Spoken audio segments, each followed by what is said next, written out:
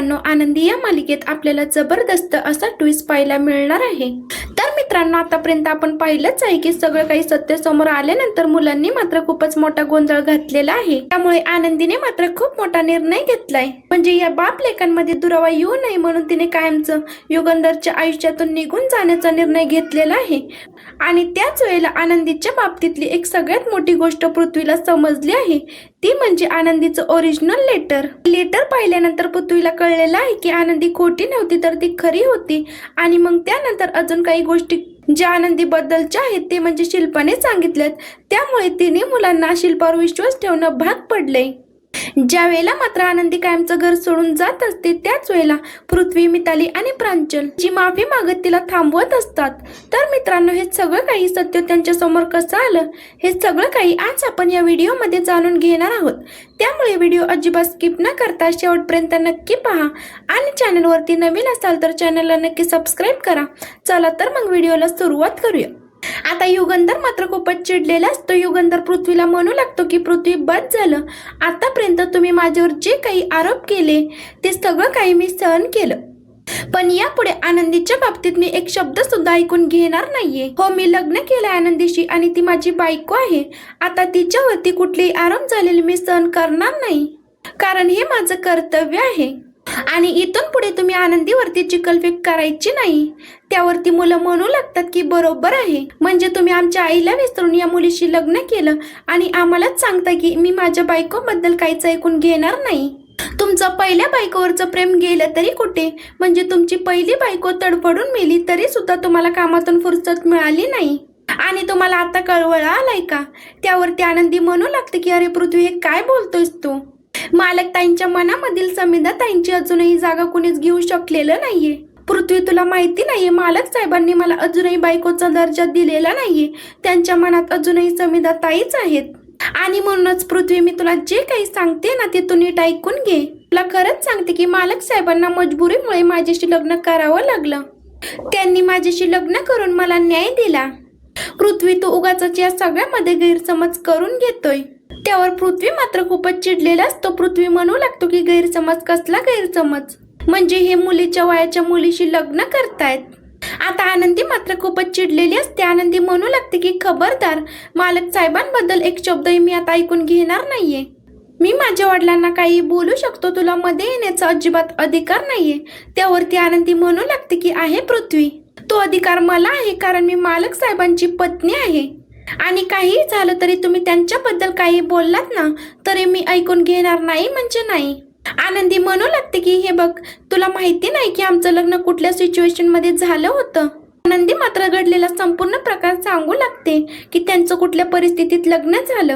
आता हे सगळं काही आनंदीने सांगितल्यानंतर पृथ्वी म्हणू लागतो की या सगळ्या गोष्टींवरती आमचा विश्वास बसेल असं तुला वाटलं का? असं म्हटल्यानंतर मिताली आणि प्रांजल म्हणू लागतात की या गोष्टींवरती आमचा मात्र अजिबात विश्वास नाहीये आणि तुमच्याशी बोलण्याची आमची इच्छा सुद्धा नाहीये। त्याच वेळेला आता तिकडे शिल्पा येते आणि शिल्पा म्हणू लागते की हे बघ, मी या पोरीचा खूप राग करते, पण ती आता जे काही बोलली ना ते सगळं काही खरं आहे। युगंधरने तिच्यावर दया दाखवून तिच्याशी लग्न केलं आणि तिला या घरात घेऊन आला, पण त्याची ही चुकी झाली की तिच्यावर दया दाखवायची असतील ना तर तिचं लग्न तो दुसऱ्या कुणाशी तरी लावून दिला असता। ही गोष्ट मी सुद्धा मान्य करते, पण म्हणून आता तुम्ही तिचा राग केला तरी चालेल, पण बापावरती चिडू नका। मुलं मात्र आता खूपच रागवलेली असतात, ते कुणाचं ऐकायला तयार नसतात। युगंधर म्हणू लागतो की खबरदार, आनंदीला जर कोणी काही बोललं ना। शिल्पा मात्र खूपच चिडलेली असते। शिल्पा म्हणू लागते की झालं का आनंदी, तुला एवढंच दिसतंय का? अरे तुझी मुलं हिच्यामुळे तुझ्यापासून दुरावली गेलेत, या गोष्टीची तुला अजिबात खंत नाहीये का? काय चाललंय तुझं? इतकं सगळं घडून सुद्धा तू या मुलीचीच बाजू घेतोय। या गोष्टीमुळेच मी या मुलीचा राग करते। आता विद्याधरचा हेतू मात्र पूर्ण झालेला आहे आणि विद्याधर मात्र या सगळ्यामध्ये खूपच खुश झालेला आहे। विद्याधर मनात विचार करतो आणि म्हणू लागतो की आनंदी, ही तर सुरुवात आहे आणि यानंतर मी कसं आणि काय करेल ना हे तुला सुद्धा कळणार नाही। तर मात्र दुसऱ्या दिवशी आनंदी विचार करते आणि म्हणू लागते की आता मला हे घर सोडून जावं लागलं तरी बेहत्तर, पण मालक साहेबांना मुलांपासून मी काही दूर होऊ देणार नाही। तितक्यात तिकडे विद्याधर येतो आणि विद्याधर जाळलेल्या फोटोची राख घेऊन आनंदीच्या तोंडाला फासतो आणि तो आनंदीला म्हणू लागतो की बघितलंस ना मी कशी होळी घरामध्ये खेळलेली आहे। तर आता इतकंच नाही तर या घराची राखरांगोळी करायला सुद्धा मला आता वेळ लागणार नाहीये. तुला माहिती नाही हा विद्याधर काय चीज आहे ते. असं म्हटल्यानंतर ती सांगायला लागते की मी या घराची राखरांगोळी तुम्हाला मात्र कधीच करायला देणार नाही. किती झालं तरी हे घर माझं आहे आणि या घरातली माणसं माझी आहेत आणि म्हणूनच काही झालं तरी या घराची राखरांगोळी मी काही तुम्हाला करू देणार नाही. आणि म्हणूनच ती स्वतःशीच निर्णय घेते आणि म्हणू लागते की आता यासाठी मला हे घर सोडावं लागलं तरी चालेल. माझ्यामुळे मालक साहेब आणि मुलांमध्ये मी कधीच दुरावा येऊ देणार नाही. आणि त्याच वेळेला विद्याधर मात्र मुलांच्या मनामध्ये भरवतो आणि म्हणू लागतो की जर का हा सगळा काही प्रकार अशा पद्धतीने घडला असेल ना तर मात्र तुम्ही आनंदीला युगंधरला डिवोर्स द्यायला सांगा. तुम्ही जर का तुमच्या बापाला डिवोर्स द्यायला सांगितला ना तर मात्र ती या घरातून निघून जाईल. तर मुलं डिवोर्सची कागद घेऊन आलेली आहेत. तो युगंधरला म्हणू लागतो की हे बघा आता आनंदी तरी या घरात राहील नाही तर आम्ही तरी. आता तुमचं म्हणणं मात्र आम्हाला पटलेलं आहे की हे सगळं काही तुमच्या हातून चुकून घडलंय.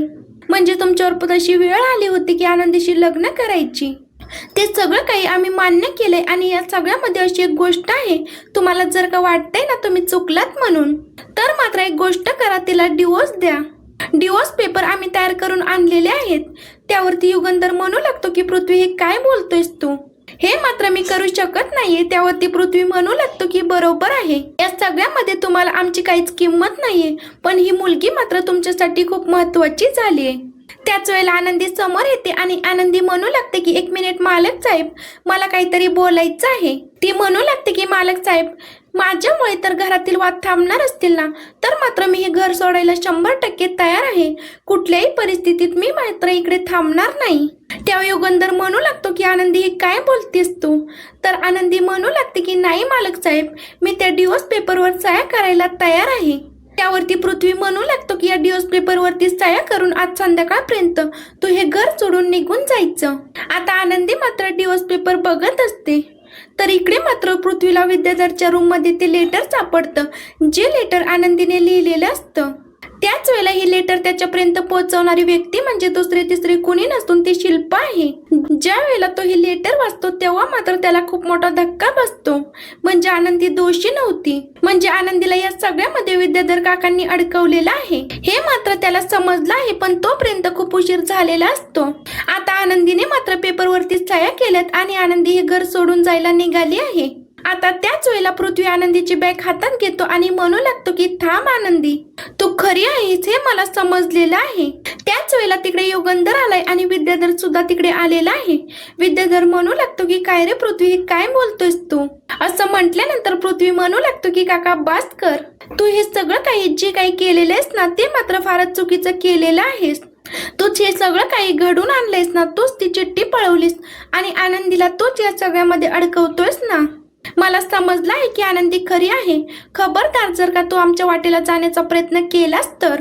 असं म्हणत पृथ्वीने आनंदीला तर थांबवलं आहे पण विद्याधरला सुद्धा चांगलीच अद्दल घडवली आहे. विद्याधर मात्र आता पूर्णपणे गडबडला आहे की नेमकं हिच्यापर्यंत सत्य पोहोचलं तरी कसं. आता पृथ्वीला सत्य तर समजलं आहे आणि आनंदीला थांबवण्यामध्ये तो यशस्वी झाला आहे.